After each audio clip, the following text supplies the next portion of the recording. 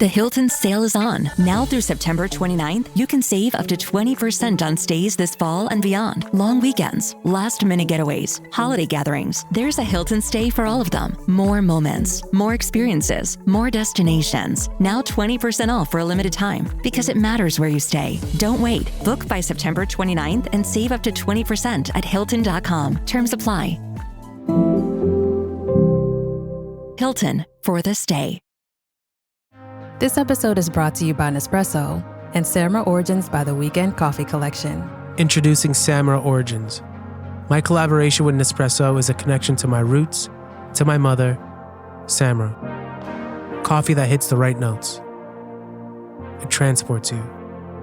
Crafted with unique notes and bold, soaring flavors. Experience a taste that moves you. Nespresso and Samra Origins. Discover more at Nespresso.com. So there's a reason when you go to Google a professional athlete, a high-profile judge or celebrity, you're not going to find their address or a lot of information, personal information online. It's because they've had it removed.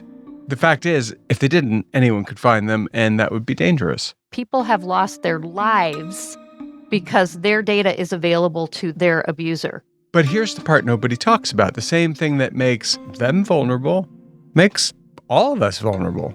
You don't have to be famous. Even if you think you have nothing to hide, it's still an issue. All of these scams, identity theft and misuse, and just fraud in general is leveraging our data. In a few clicks, I can find your home address, most likely. And I'm pretty good at that, but you don't have to be pretty good at it. I can figure out what your kids' names are if you have any. I can track you. I could probably impersonate you if I got enough video, if you post on social media. Why would I do it? Well, maybe I just didn't like something you said on social media. Or maybe I overheard you say something in a checkout line. I mean, who knows? There's an entire industry that most people don't think of too much. And that industry wants to keep it that way. There are so many terrible misuses of our data. And the industry is rife with people who are abusing it, not following the rules. It doesn't have good regulation. This isn't about privacy in the abstract. It's about safety, yours, mine, and that's why we need to talk about it. We're talking about data brokers. I'm Beau Friedlander, and this is What the Hack, the show that asks, in a world where your data is everywhere, how do you stay safe online?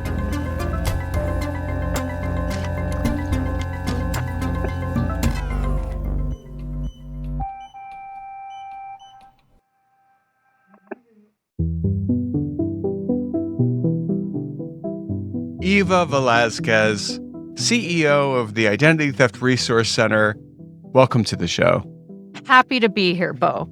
We've known each other for a really long time, fighting the same fight, which is against the scourge of identity theft out there. Talk a little bit about what the ITRC does. Well, we are a 501c3 nonprofit organization. We've been around for 25 years. So we were established in 1999.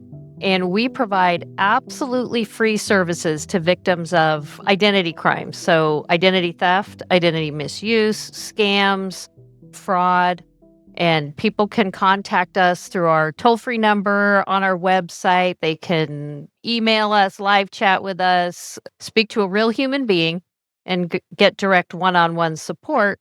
We also do a lot of preventative education. So we're out there telling people how to avoid scams, how to understand uses of their identity, and the good, the bad, and the ugly uses of their identity. That's interesting that there's even a good use. We'll get to that in a moment. But first, let's talk about how all this information is even out there in the first place. Because if you go back, 25 years, it wasn't hackers on the internet. Right? It was just good old-fashioned mail theft, dumpster diving, film from a fax machine, the temporary storage on a printer. Sometimes people just dumped employee records in landfills. And now all of our data is in one place. It's called the internet. And yeah, the dumpster diving stuff still happens, but more and more our data isn't on paper at all. It's on the internet. Right, and it's in cloud servers. It's stored places, and there's a number of ways that people can scoop it up. And that practice is getting bigger, not smaller. More and more of our data, it's not in filing cabinets, it's not on paper forms, it's not necessarily going through the mail, it's going over the interwebs.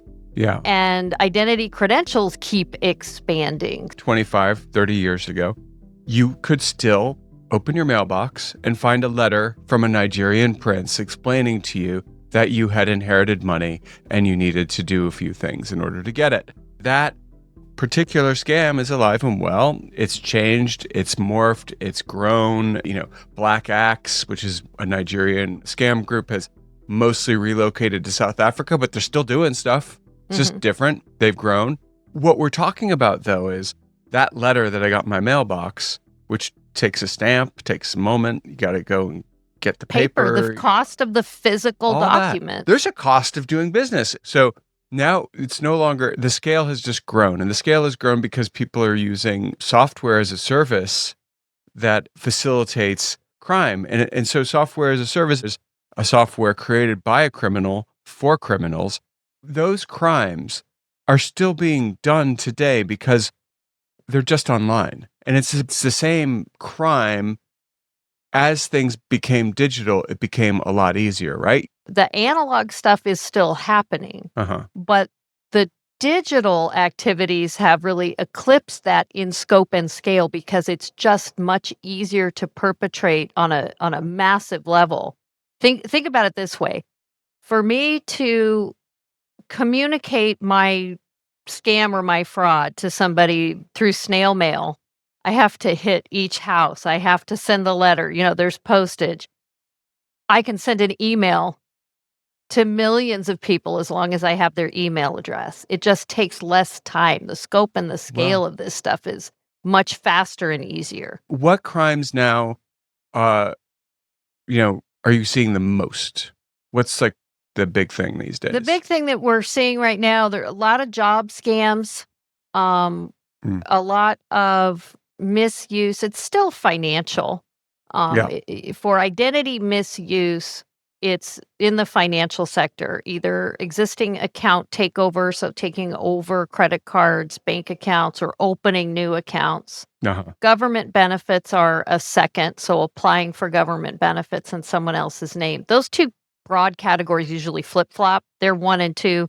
And then medical and criminal, so misuse in those two sectors. They're kind of growing a little bit, but in small amounts. And then in the scam world, it's imposter scams and job scams. One of the things that they have in common is they start with the criminal accessing personal information and it's leveraging our data. What the common thread is that all of these scams, identity theft and misuse, and just fraud in general, is leveraging our data and information in order to help thieves with access or with putting together a better picture of what is going to appeal to that particular target.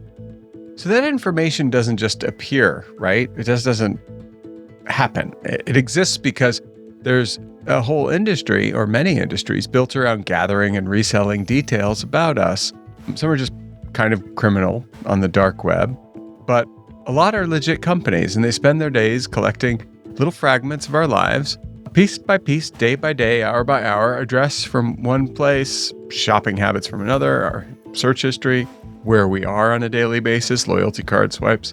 None of these pieces look especially powerful on their own, but when you stitch them together, you get a surprisingly complete picture of a person, and that includes, it really includes everything, like what you like and when you might be most vulnerable to this or that kind of offer or approach. These companies package that stuff and pass it along. They sell it, right? That's a business. So you get it.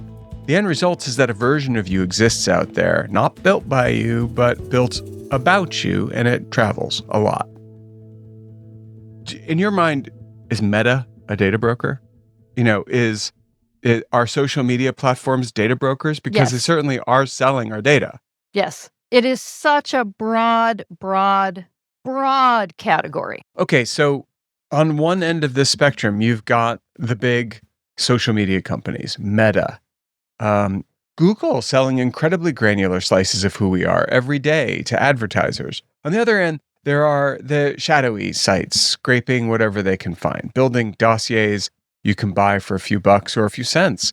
You just mention the good, the bad, and the ugly uses of our identities or our data, and I can pretty easily imagine the bad and the ugly. That part makes sense. What's harder to wrap my head around is the idea that there's such a thing as the good. Like, why on earth would there be a good reason for my personal data to be brokered?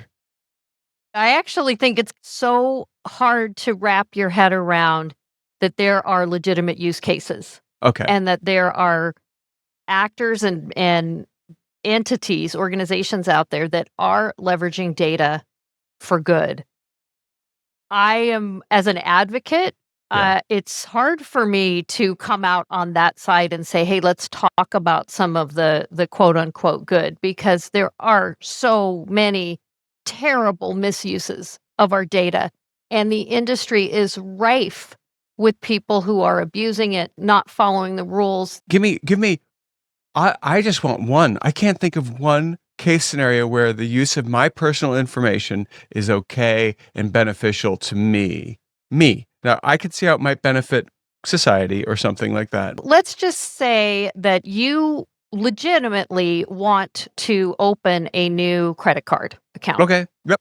Beau wants to open a new credit card account. So Yes. you don't want to have to get in your car. You don't want to have to fill out paperwork. You want to do all of this online. Yep. So you unfreeze your credit because it's always frozen. It is. You're good about that. Yes. Yep. And then you go to the website for a credit card issuer that you do not have a relationship with, Okay. that is not known to you. Yes. And you go to make that application.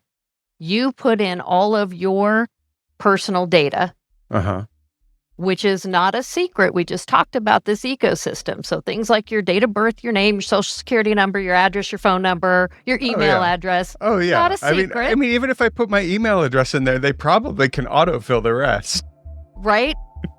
So some of the signals about they have to go deeper. Is this really Beau?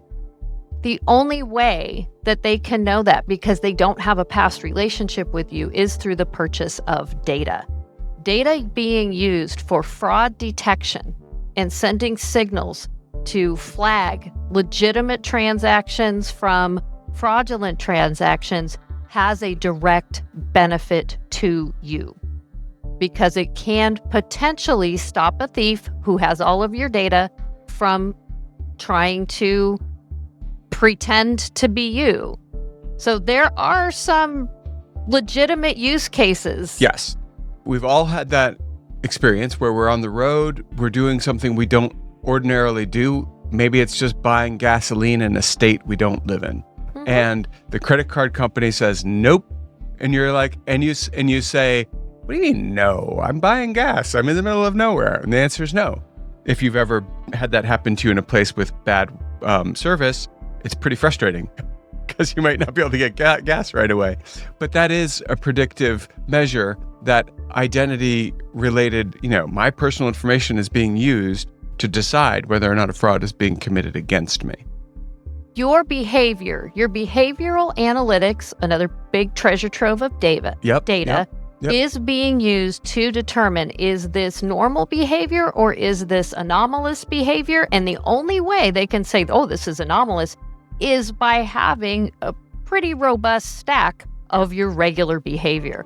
Most of us aren't really bothered by this because it's usually our bank or our credit card issuer, and we have a relationship with them. So I think the expectation is, well, they're going to have my data.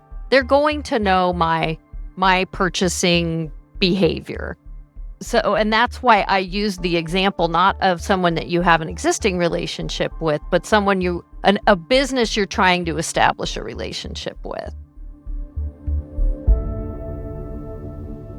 I mean, sure, that makes sense. I mean, in theory, but businesses can still act in bad faith. A few years ago, there was a Turkish crime syndicate that you may remember that was hijacking people's Instagram accounts.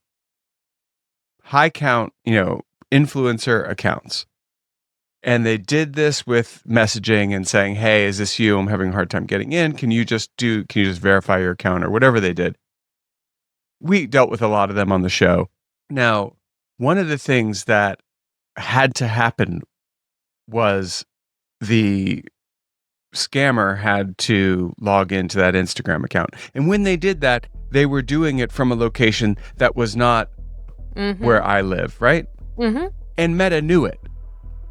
Meta was in a position to stop it. They could have just said, wait a minute, why is Beau logging into his account in Turkey? He's not in Turkey. He's in the Northeast of the United States of America. They didn't bother stopping it because there was no incentive. There was no money on the table. So the good, I do understand the good. I can't believe I'm going to say this. My credit score, depending on which one you go to, is I have gamed my credit score for years.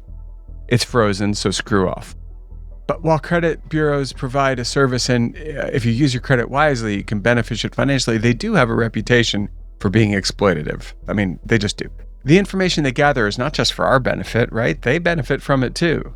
There are a lot of these organizations that are on sort of both sides of the fence. They not only collect our data, they also turn around and sell it. And monetize it. Monetize it. Yeah. Yes.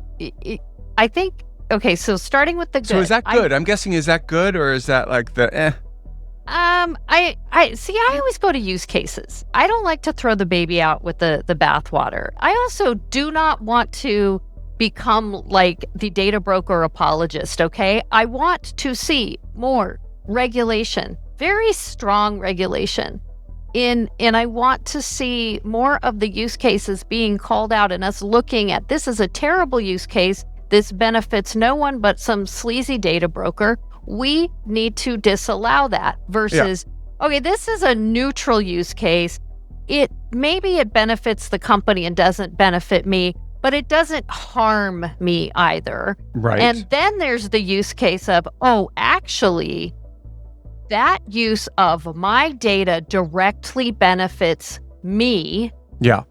We need to make sure there's an exception in regulations to that use case. And the problem is, there's a couple problems there.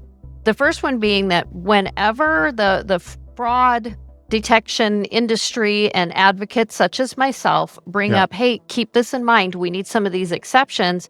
If the lobbies get involved, the exceptions become so broad as to be almost useless, and then the regulations can become useless, and the advocates know it, and so there's this real tension there. Here's the deal. If you have gamed the credit score game, if you've done well, you'll benefit from it directly because the car that you're buying could be cheaper. The house that you buy, well, the money that you borrow will also be cheaper. And right on down the line, you're going to benefit from your information being analyzed by, let's just say, the Glinda, the good witch of data business behavior. Glinda. Okay. All right, now, so this is Glinda territory, and so I'm not going to, this is going to be stretch a little too far, but it's going to snap before I stretch it where it's going, because the opposite side of the spectrum is the Wicked Witch of the West.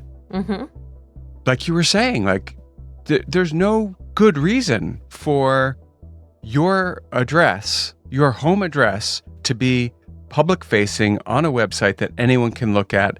And for a fee, a lot more information can be made available to anyone. There's no good reason for that kind of information to be at the fingertips for the purchase by anyone. I agree. When we look at domestic violence, there can be real world consequences. People have lost their lives because their data is available to their abuser. That is a use case that needs to be banned. Anyone with no business reason as an individual can come in and purchase a dossier on Velasquez. I am all for not making that available or easy to do. My overarching message here is I I do think we need a little bit more of a surgical precision here and not just the patient is dead, get him off the slab and bury him. If data isn't just good or bad, it lives on a spectrum from the helpful to the exploitative to the downright dangerous. After the break, we'll dig into the good, the bad, and the ugly of an industry built on the bedrock of our information, our stuff. Should not be their stuff, but somehow it is.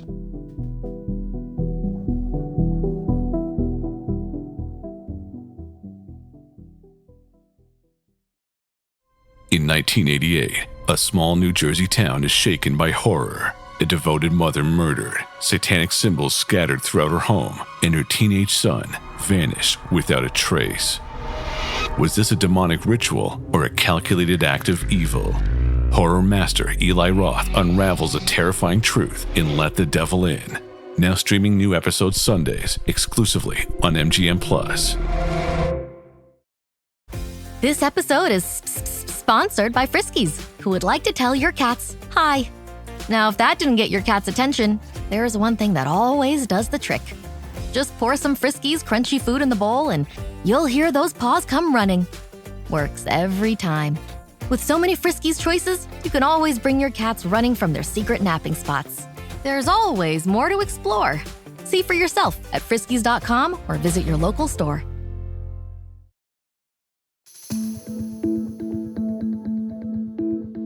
I think that what we're talking about here when we get into the good, the bad, the ugly is it's not semantics. I get it. I mean, data by itself is neutral. Data and tech are agnostic. It's the users that have motivations that we need to worry about. Correct. Here's what I keep bumping up against. The very same information that lets a bank verify me as the information marketers buy to target me. It's one thing to use my data to protect me, and it's another to use it to sell me stuff. And by the way, I don't mind. Go ahead and sell me stuff as long as you got my number. So why don't I just take control, wipe that data clean, scrub it from every system? Well, I mean, go ahead. I have my theory, but go ahead, Eva. So when you go and erase your data, you say, I don't even want this company that I have a relationship with to have any history on me or my data. So the next time I come back to visit this website, I'm a clean slate. Mm-hmm. They don't know who I am. There's no history. There's no, we know that's Eva's device, and we know that's the browser she uses, and all of those And we know she bought a pound of coffee. Right. All of those behind-the-scenes signals, they're gone. So the next time I come back, I am unknown. I'm a new visitor. They don't know me. Does that create an opportunity for someone else to come back and go, hi, I'm Eva? Because there's no history there. Does it actually make it easier for the thieves? That's a really interesting thought about clean slate, creating a vulnerability. I can see how you got there with that analogy, but let's look at the actual mechanics of how this works. When you exercise your right to be forgotten under laws like the GDPR, or your right to deletion under the CCPA, California's privacy law, you're making a formal request. A company is legally required to remove your personal data from their systems, and in some cases notify third parties they've shared it with too. However, the information used for most identity theft isn't coming from a company's single database. It's coming from the vast amount of data that has been scraped and sold by data brokers or leaked in major breaches. This is it's already out there, completely independent of any company's records. So while deleting your data is a great step toward reducing your digital footprint, it doesn't create an open slot for a thief to fill exactly. The thief is already armed with information they need from other sources, and that's the real problem we need to tackle here. Yeah, the URL squatting, basically. This is almost actually back when you could do this, getting Beau Friedlander for whatever email or social media or whatever handle you wanted to get. But here's the deal. Sure, does it mean that a thief can create an account in your name and use it to mimic you somewhere else? It's possible. It's pretty tedious. There's easier ways to do what identity thieves and crooks do. So this brings us to another powerful tool that cyber criminals use. I just mentioned it, mimicry. They don't always need to steal your entire identity. They just need to gather enough information to create a believable digital facade. They use this to, impersonate you or to create a fake version of your identity to deceive somebody, whoever their target is. And that is why it's sort of a concern. But I feel like it's a little bit in the woods. But yes, the mimicry thing is a real issue.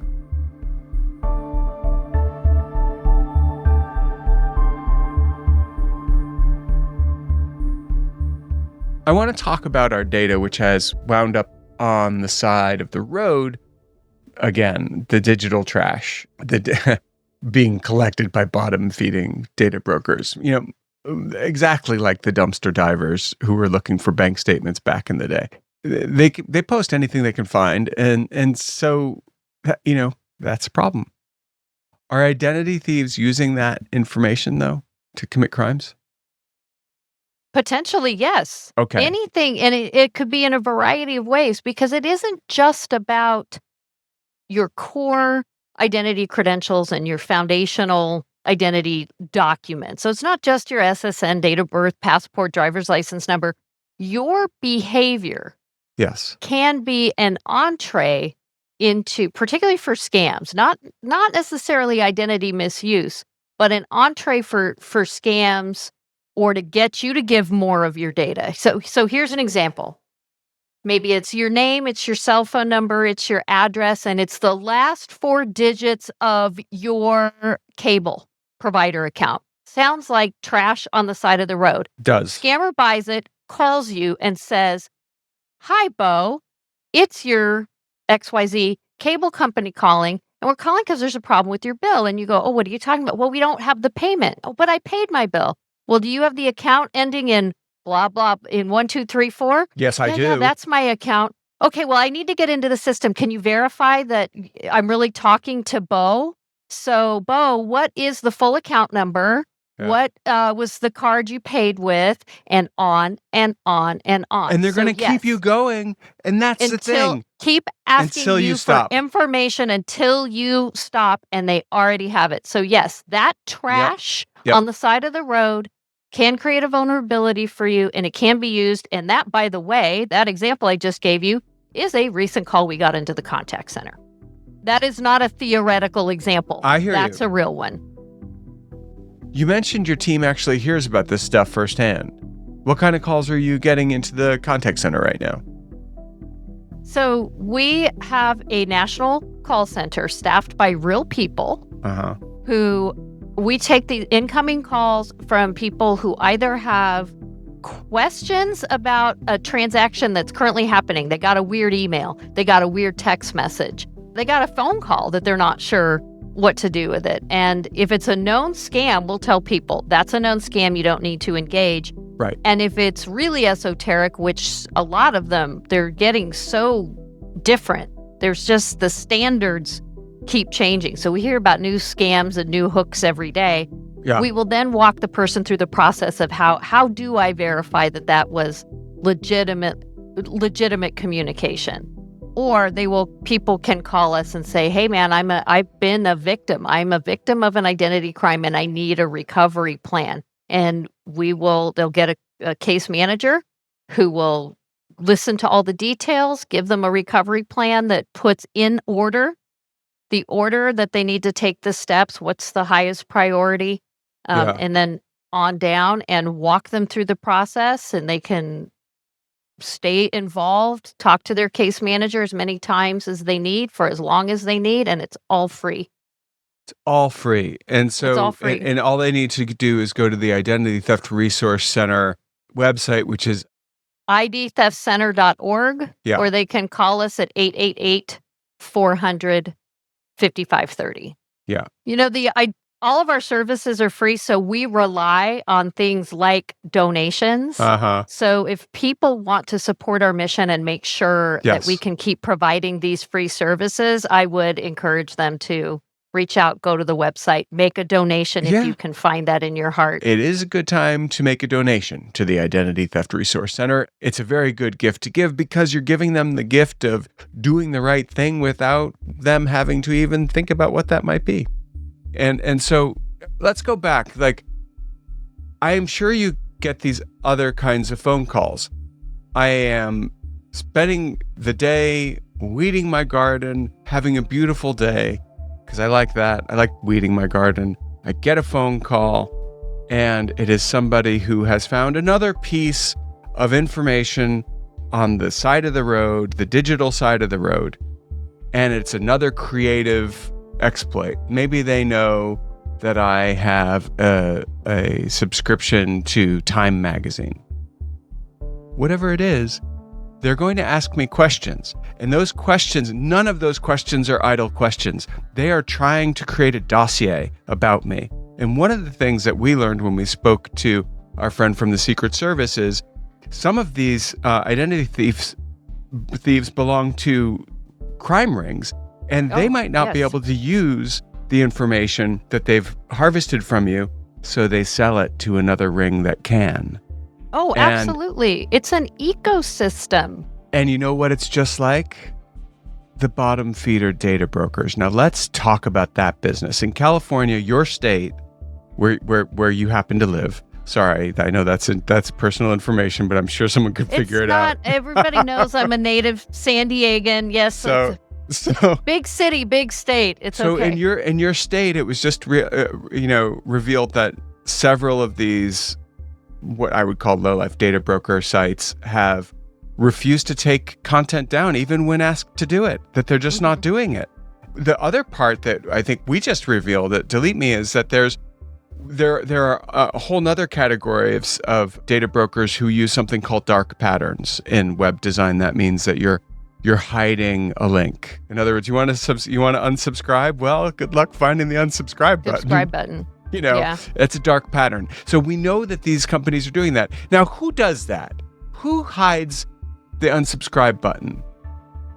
Exactly. That is the unscrupulous players. Right. And so there does need to be an enforcement mechanism. So how do we stop the trash pickers? How do we stop the digital trash pickers? What do we do? That is going to be, it sounds like it would be easy, but because it's digital, there are so many challenges with that. One, where are they? Where is this data being housed? Well, we kind of know that. Some of those we do know over at DeleteMe. Well, for the ones that you know, then there needs to be an enforcement mechanism that makes the crime, that's the best way I can put it. Wow. It can't be the cost of doing business. I know. Wait, you know what you just said, which is amazing. Imagine if you were to connect the crime to the data broker and say, well, there is liability there. There's damage. I think that this is where you're going to start getting into challenges with, just like we do with breaches. Yeah. Because of, it's a little bit like the closing the barn door after the horses run out.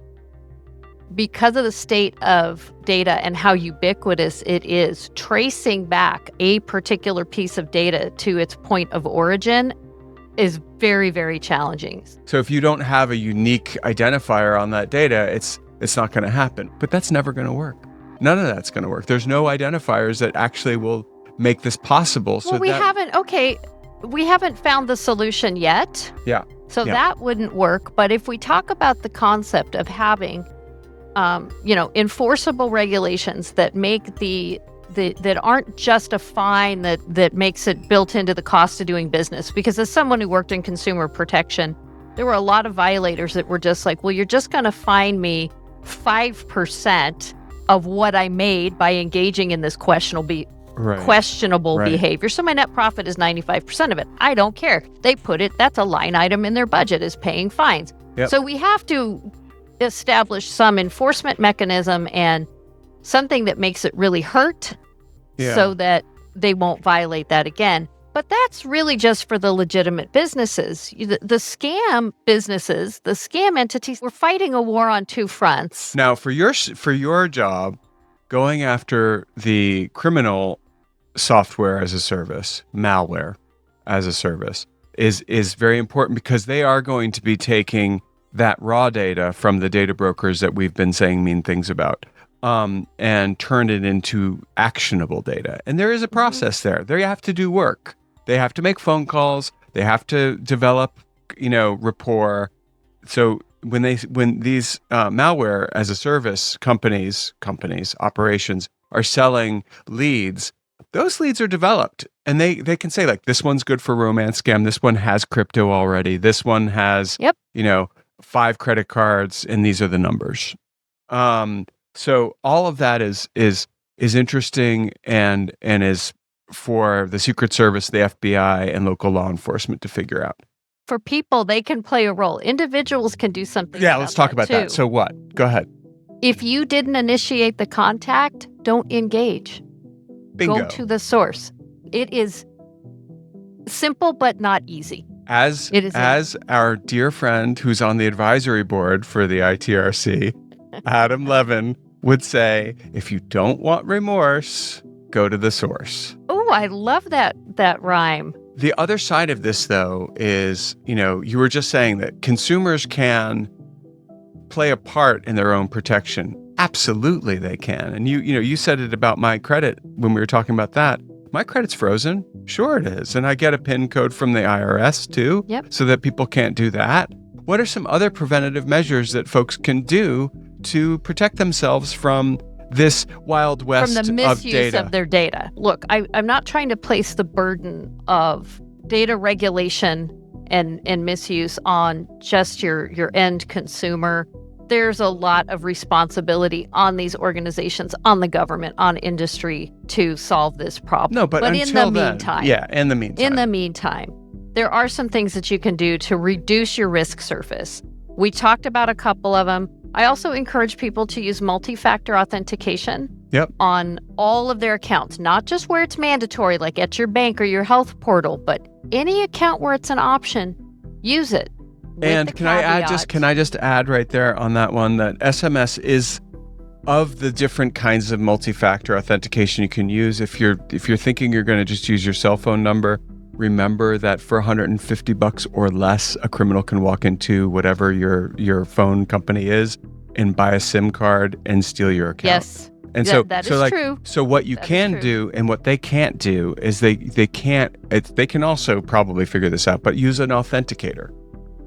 Yes, that's I go to good, better, best. Oh, do it. Okay, I'm sorry. So good, enable MFA. Yeah. Better, use an authenticator app. Best, use passkeys where they're available. Such a drag, though. Come on. It's not a drag. It's easy. I have passkeys, full disclosure, so I know of what I speak. No, I use a passkey on things that really, really matter. And I actually I just noticed that my bank no longer accepts, and this is super cool, facial recognition alone on my phone to open the app for my bank. Super smart, because anybody can punch me in the gut and say, open your phone. Now they have to punch me in the gut twice because they're going to they need my PIN code. So it's something I have and something I know, something I am and something I know. So that's a good way of thinking about it is, good security is something you have, something you are, and something you know. So the key is something you have, something you know is your password or your passcode, and something you are is biometrics. And we need to come back and talk about biometrics. Let's do it. Because weirdly, this whole conversation that we've had where I'm saying, let's use a scalpel and let's talk about the legitimate use cases and make sure that small number for data brokers is that we have a conversation about that. I feel the same way about biometrics. We have to look at the legitimate use cases of biometrics. Yep. And yes, there's some stuff that's really bad. Broad surveillance state facial recognition. We're not going to get on board. I'm not talking about that, but I am talking about consent-based authorization to use my biometrics to prove that I am me, because my static data is out there in the wild and it needs to be devalued. And the only way to devalue it is through the use of biometrics. Here at the Almond Joy Factory, where tropical vibes abound, we use soft, fresh-tasting coconut. The crunchiest almonds and delicious chocolate candy. Ah, but do you know what our most important ingredient is? Sometimes you feel like a nut. Sometimes you don't.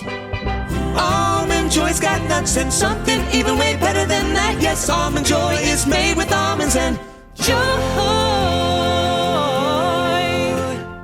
Hey, this is Bill Simmons from the Bill Simmons Podcast, here to help you make the most of your summer with Michelob Ultra, a superior light beer worth playing for.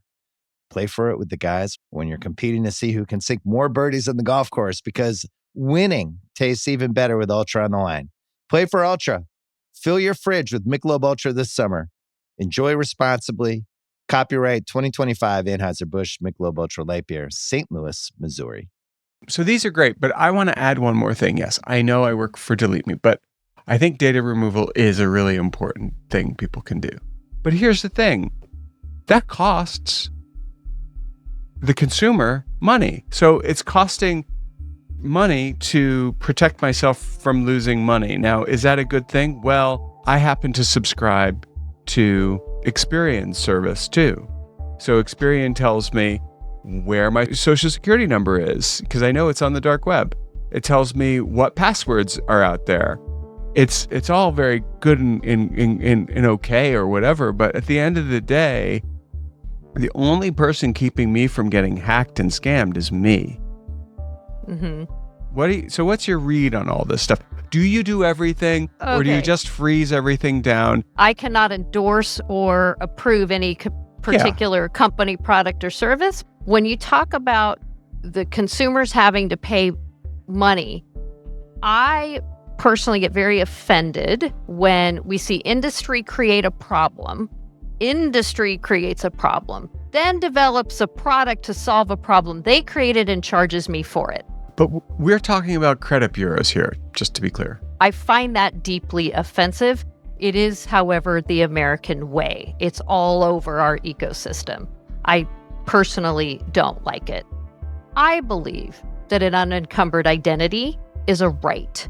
I have a right to that. Just like privacy is a right, I believe an unencumbered identity is a right. That you should not have to deal with the fact that someone else is pretending to be you, and you have to clean up that mess. And that's the current system that we have now. I also believe in an unencumbered walk down the street, but I can be accosted at any moment and mugged. Yes, that's true. Just the reality. There's criminals out there. Yes, you're never going to get crime down to zero. Correct. That is not going to exist. But if you got assaulted on the street and the police came out to take a report, they don't charge you to come out and take that report. No, but I'm saying like the big three. Let's talk about like the fact that I have this Experian subscription to help me monitor my credit and stuff. Mm-hmm. That is a good example of a company that has made its bread and butter doing the stuff that I now have to pay to maximize. Like I'm using Experian to maximize my score at Experian, which is like that's quite a business model. Well, to say, and like, to save yourself time. Yeah, sure. But here's the deal: is like on the personal data removal front, there was a post last week on Reddit that said, "Psst, DeleteMe is actually a data broker." To which, which isn't true. And I wrote back a really, really snarky response, which I shared with my supervisor. And he said, it's a little too snarky. And because I was like, oh, that's weird, because the New York Times said we're the best one or whatever. And he was like, no. All you need to do is say, we are not. That's not true. And, that's the right answer. And then someone else at the company said, actually, what you should have said is we're not data brokers, but these data removal services do have connections to some of them, which is like snark light. But I think that,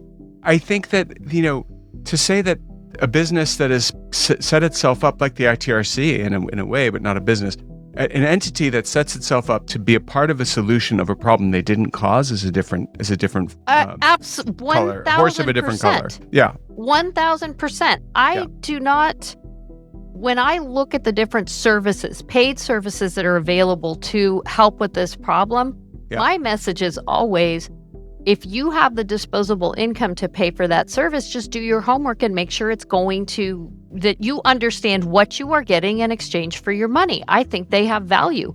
And read the privacy policy so they're not selling your stuff. Right. That you are going to get what you're paying for.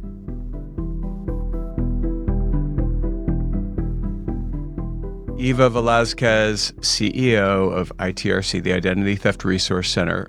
I never cease to learn things from you. I'm so grateful that I can call you a friend and a friend of the podcast. Thanks for joining us. It was delightful to be here, and I love it when people say, oh, you got me to think about something in a little bit different way, or I hadn't considered that. So, mission accomplished.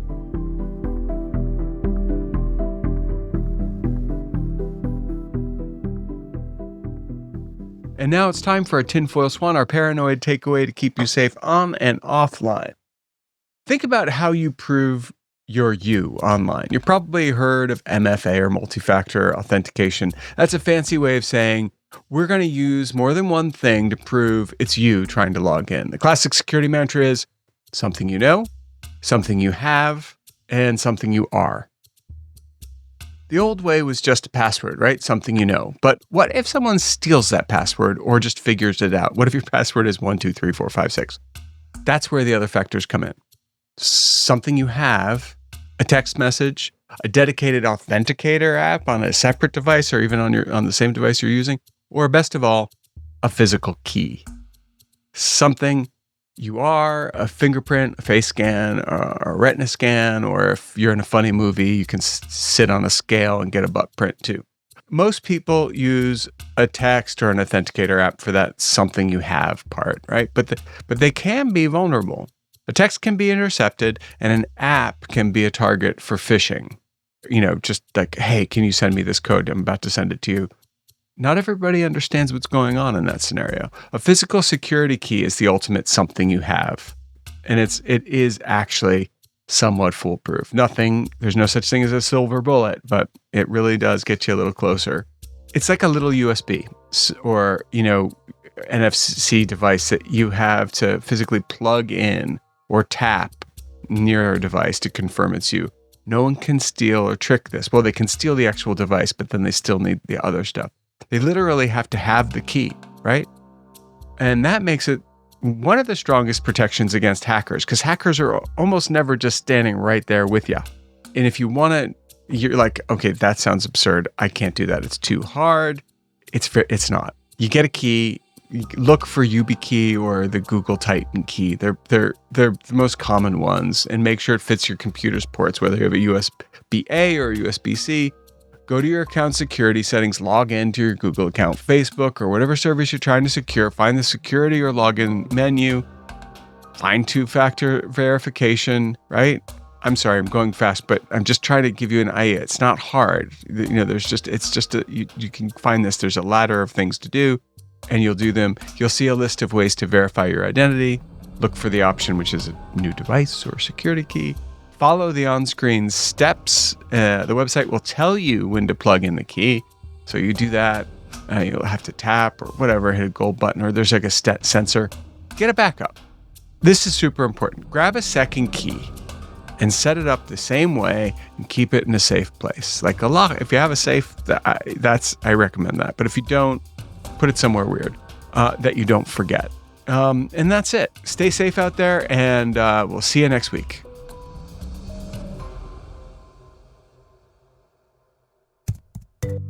What the Hack is brought to you by DeleteMe. DeleteMe makes it quick and easy and safe to remove your personal data online, and was recently named the #1 pick by New York Times Wirecutter for personal information removal. You can learn more if you go to joindeleteme.com/WTH. That's joindeleteme.com/WTH. And if you go there now, you will be able to get a free scan. So go check it out. That's deleteme.com/WTH. do the free scan. It'll tell you exactly what's out there, and then you can decide for yourself what you want to do next. Stay safe out there. Thanks for listening.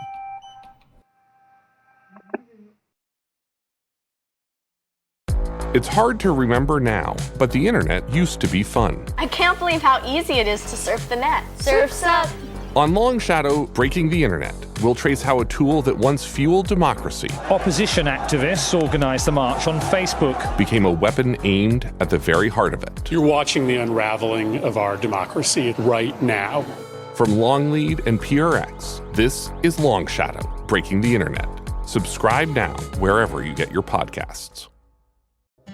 Hi, I'm Rick Ruback. And I'm Royce Yudkoff. Welcome to our chart-topping podcast from the Harvard Business School, Think Big, Buy Small. This series lets you in on a special way to become an entrepreneur, how to buy your own business, be your own boss, and get the financial benefits of your efforts.